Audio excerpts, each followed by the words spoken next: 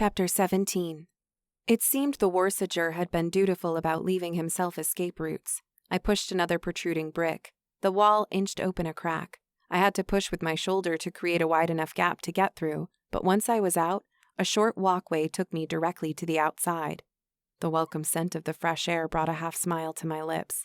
I eyed the outer wall, thankful the northern side was higher than the eastern or western, so no one in town would see me. But where was I going with this stuffed sack over my shoulder? And what if there were dangerous animals outside the walls? Now that I was outside, being without my staff was all the more disturbing. I hustled along the wall, keeping close so I could at least call out if I ran into trouble. Whether anyone could hear me was a source of my conjecture, but better to seek safety than ignore it by walking into the open fields. The first rocky outcropping of a foothill stood about 100 yards west, and I followed the wall until I reached it. Loose stones covered the face of the hill, and I knew the footing would be perilous, so I walked along the foot, keeping a constant eye over my shoulder to ensure I didn't climb the terrain high enough to be seen from inside the town. After one such check, I spied a dip in the hillside. If I slipped in there, the outcropping would block me from view, but when I skittered over, I realized it wasn't just an outcropping. It was a cave. I leaned into the shadows of the cave entrance, but the interior was gloomy. When I was sure the sun wasn't beaming directly down on me, I cast inner illumination again. Even though the light bled into the cave, I wanted to ensure no snakes, rats, or other vermin snuck up on me. A level floor of loose dirt scraped beneath my sandals as I eased inside. Although I imagined a bear or great cat residing in there, I detected no scent of droppings. A slight curve in the rear led to a jagged wall in the back. In the corner, I spied a stone with a flat surface that curved upward. It was smooth and out of place compared to the jutting orangish rocks forming the walls. I dropped my backside onto it and set the sack down. When I leaned, the curved recess made for a fine backrest, like it was meant to be. The area behind the stone was hidden from view when I came around the curve. I studied the area, then disabled my seeing spell. It was darker back there than the demon who'd killed my father. Before I knew it, I was on my hands and knees, digging away loose dirt.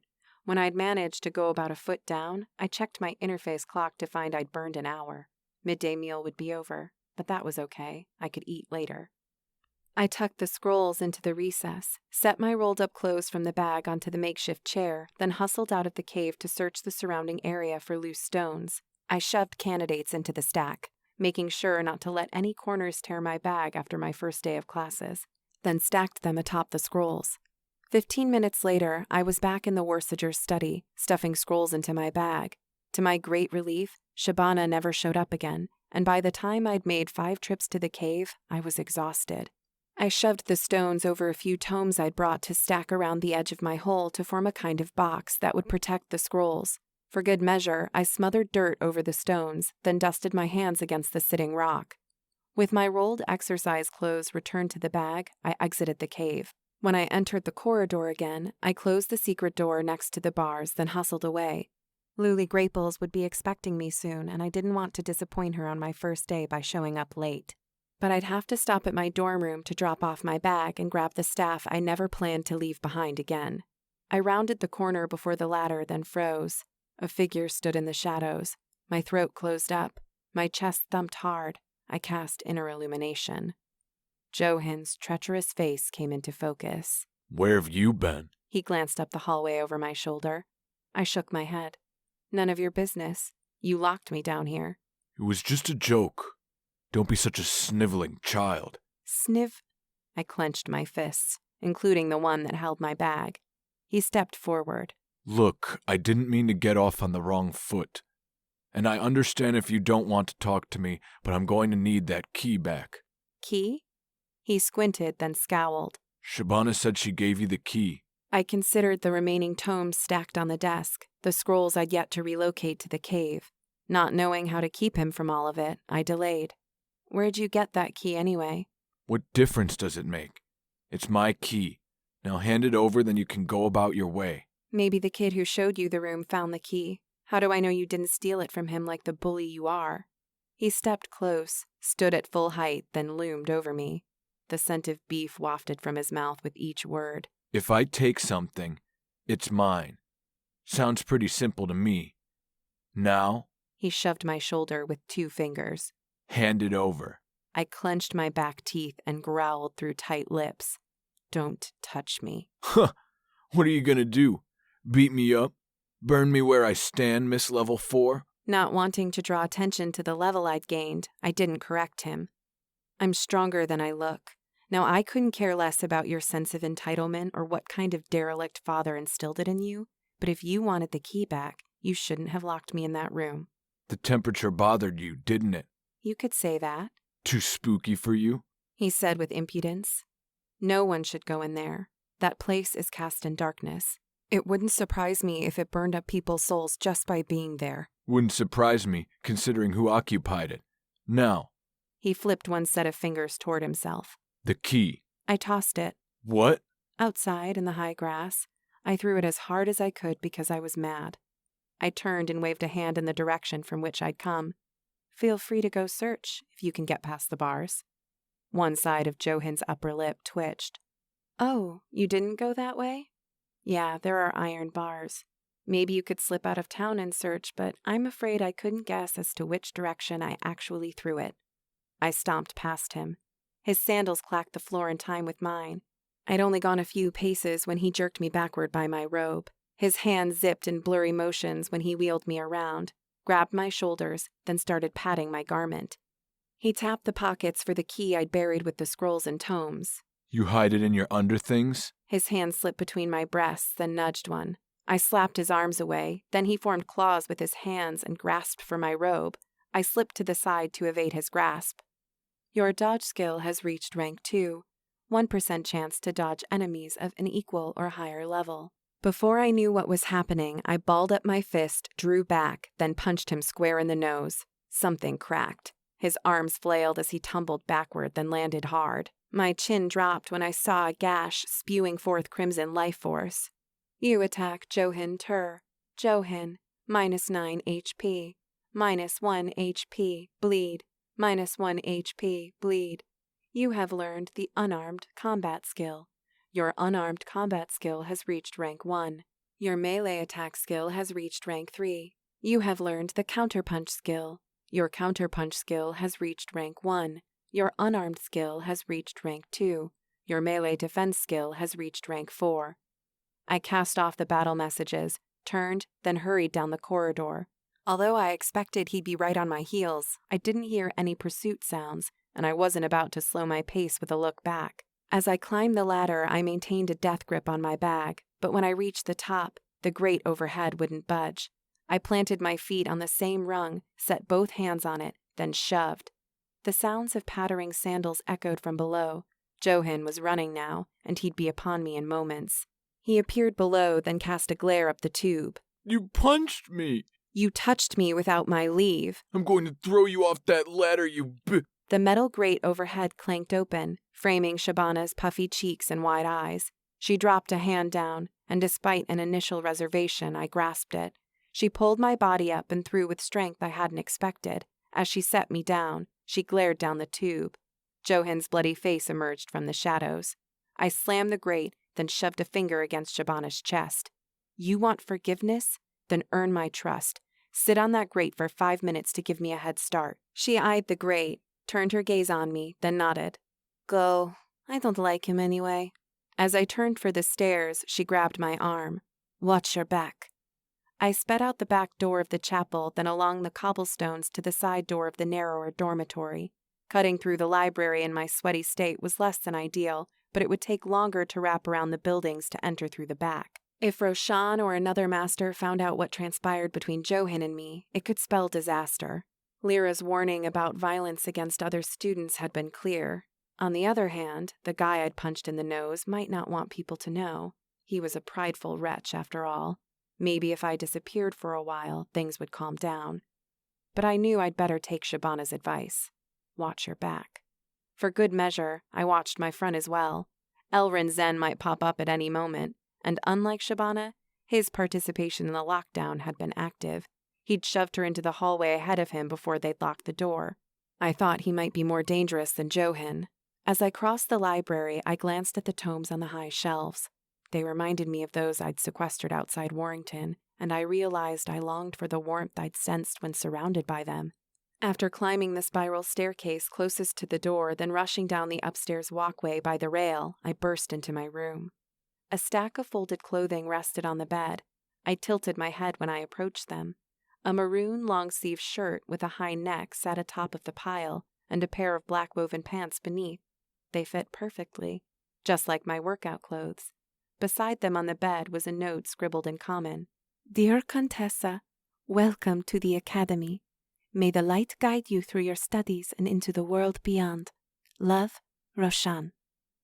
A tear welled in one eye, not just because the kind gesture touched me, but because I'd already let down the priestess who trusted me enough to bring me here, even if she didn't know it. As I was betrayed by my classmates, I'd betrayed the servant of the light by violating the rule against violence on my first day. Part of me wanted to run to the temple, tell her everything that happened, and absolve myself of the sudden weight on my chest. But attacking another student would most certainly get me expelled. I'd rather face the likelihood that Johan would exact his revenge than be cast into the wild alone. The former prospect I could deal with. The latter would be devastating. After a trip to the shared lavatory to clean my hands, feet, and face, I donned the new outfit, then fled the academy. Chapter 18. Lully stood in the same place I'd found her the previous night. Some lug with wide shoulders and a cleft chin stood on the other side of the plank of wood, serving as her presentation table. He raised a hand, palm up, and leaned over it as he spoke. And if you see fit, I wouldn't mind another walk around the thoroughfare. Maybe a little dinner? Mindrel, you never quit. Now shoo! My new girl is here and I don't have time for your silliness. Shoo! Get! The man chuckled and paced away. You can't blame a guy for trying, can ya? I don't blame you for trying. I blame you for not knowing when to quit. She chuckled, then turned the resulting smile toward me. The way it accentuated her high cheekbones and shining eyes, I understood why the stranger had been flirting. Of course, I'd never been flirted with, so what did I really know? Hi, I gave a little wave. Ah, my favorite magician in all the lands. Nice studs. Good fit on your figure. New? She didn't wait for an answer. You ready to learn how to roll some foodstuffs? I might have grinned at the warm greeting if not for the lingering trepidation over events beneath the academy. Duck under or come around the rear. You don't strike me as someone who's afraid to bend her back, but it's up to you. She turned toward the front door, then climbed the steps. After slipping under the plank, I followed her. Lully led me down a narrow hallway, devoid of adornments of any kind, into a compact kitchen in the back. Jars filled with fruits of various colors lined a wide table, taking up a third of the space. Little finger bowls filled with different powders lined the edge closest to me. The scents of cinnamon, oregano, basil, and other spices created a pleasant cumulative aroma. Lully pulled out a chair, then swept a hand toward it. Once I was seated, she dragged over a jar, spun off the lid, then withdrew a peach. I gazed at the jar in wonderment. She smiled. You're wondering how I afforded to have glass blown into jars. My father had the jars made long ago in Tralsby. We've been in business for years and have always been profitable. And because Hokram has reared his head in Rubal again, adventurers have appeared en masse. Now we're tripling our income. She shook a finger, but did so with a gentle smile. I might order more, but we've managed never to break one, so don't ruin our record. I nodded. I'll take the utmost care. Good, I'm sure you will. She selected a tool from the table. This is the paring knife. If you hold it like this and use your thumb to twist the fruit, you can peel a peach in just one long strip. Watch. She demonstrated, impressing me with her easy, practiced motions. Her thumb steadied her hand when she pulled the blade toward it. Then she twisted the fruit with the other hand to continue the peeling, but the motion came quick and smooth. When finished, she raised the long peel, then laid across the block of flat, sanded wood atop the table. She grabbed another knife to slice the fruit into slivers. At the end of that process, she dropped the pit into a can next to the table. You see how I cut the fruit really thin? If you don't do that, it won't roll easily. She set each piece of fruit in a neat row along the length of the moist inner side of the peel. After you've laid out the fruit, cut the peel every 4 pieces. She threw a glance over one shoulder to face the entry hallway, then returned her focus to the work. She explained how every 4 pieces I should leave a little extra peel to attach to the other side when I roll them up. I'd then stuff the fruit into the jar so each piece was flush with the others to hold their form. Lully held up one of the finished wraps. Now that's a peach wrap. We put them in a jar, let them sit for a day, then sell them. Why do you wait instead of selling them fresh? They're sweeter when you let them sit. I don't know why, but they are. Now let me show you how to make the deer wraps. They're a little more complicated and require some cooking. Oh, she raised a finger. Here, I've noted the recipes you can use today. You wouldn't share them with anyone, would ya? She swept a hand in the air without waiting for an answer. Then my interface switched to the Notes tab. Text filled the screen. Venison wrap. Half handful long grain rice, 1 pinch oregano, 1 pinch cilantro, 1 grape leaf, 1 pinch of salt, 1 strip of cooked venison. Effect, +3 constitution. Duration, 4 hours. Peach wrap. Peach peel, peach pitted, flesh sliced thin. Can and wait 24 hours. Effect, +40 maximum mana. Duration, 1 hour. Apple wrap. Apple peel. Apple, cored, flesh, sliced thin, 1 pinch of cinnamon. Effect, maximum 40 health. Can and wait 24 hours. Duration, 1 hour. Melonberry, carve slit in one side of large berry, ×20. Squeeze juice into container. Soak 50 uncut berries in juice for 24 hours. Drain. Dry for 1 hour. Effect, +3 intelligence. Duration, 1 hour. The interface switched to the Occupational Skills tab as soon as I finished reading the recipes. You have learned a new skill, cooking. Because of your previous experience, you've been granted 10 cooking skill points. Your cooking skill has reached rank 11. Congratulations. Your cooking skill has reached the apprentice rank. You have learned the following recipes: venison wrap, peach wrap, apple wrap, melonberry. I focused on the title. A tooltip overlaid the Notes tab in a separate window. Occupation skill ranks. Beginner, levels 1 to 10. Apprentice, levels 11 to 20. Adept, levels 21 to 30. Journeyman, levels 31 to 40. Expert, levels 41 to 50. Master, levels 51 to 60. Grandmaster, 61 plus. When she was finished with my training, she wiped her hands clean, then turned toward the hallway. There are little buggers out there on the street who won't hesitate to take a sweetie for themselves, so I'm going to get back to the front.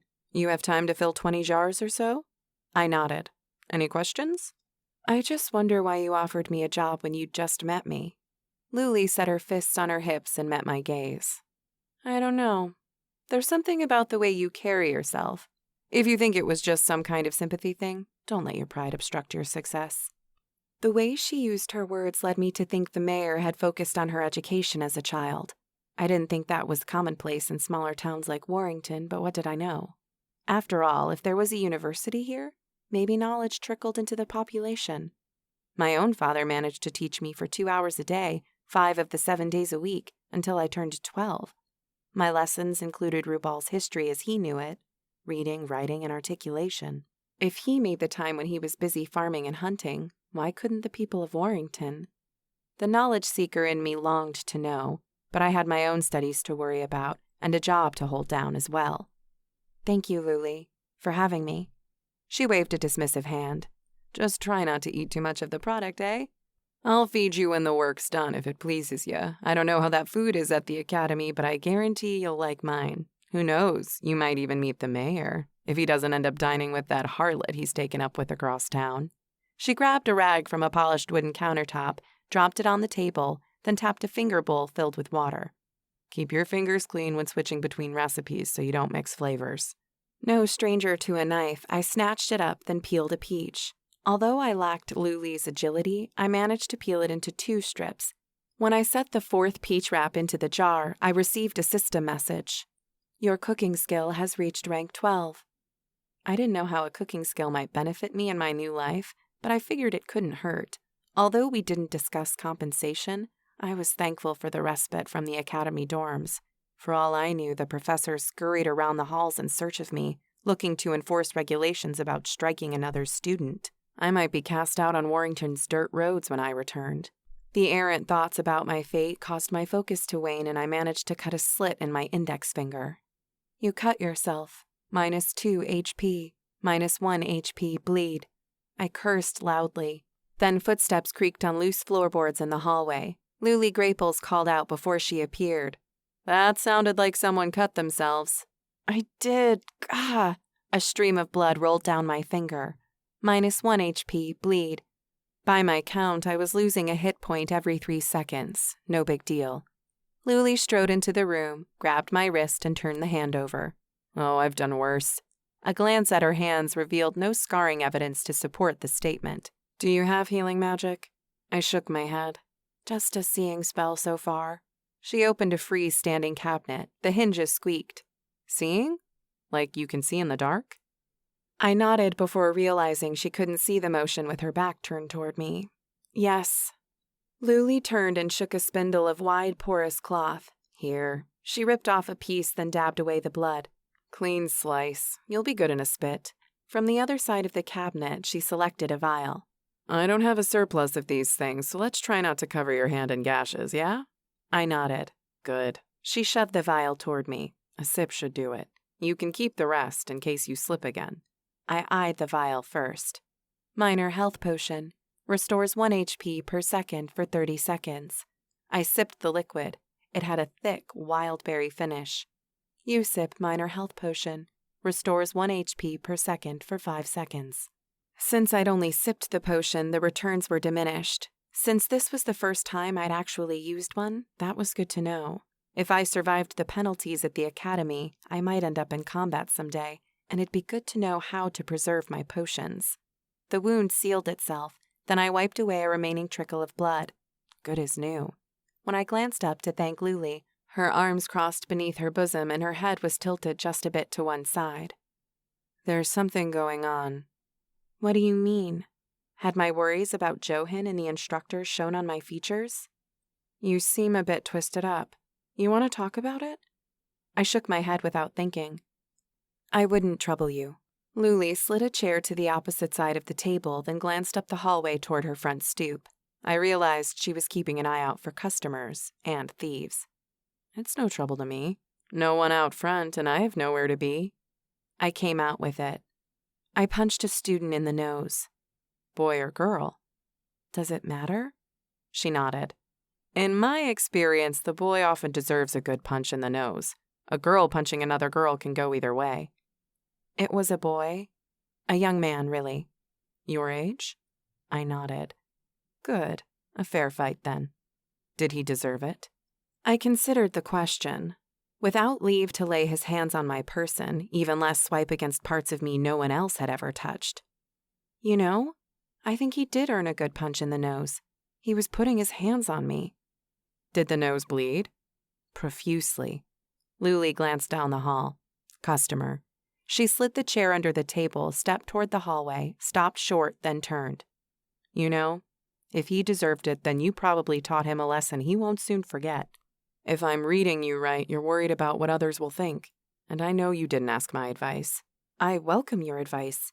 Anything to get these thoughts out of my head. If he touched you in a way you didn't desire, then you have as much cause against him as he does against you. I would deign to say you have more cause. You defended yourself. She leaned forward. And good on you for it. Tell that to your faculty if they come calling. She winked before setting off down the hall. I'm coming, her voice trailed off. Hi there. Although I'd already suspected my disposition, I decided I really liked Lully Graples. It seemed I might have one person in the world I could trust. Maybe.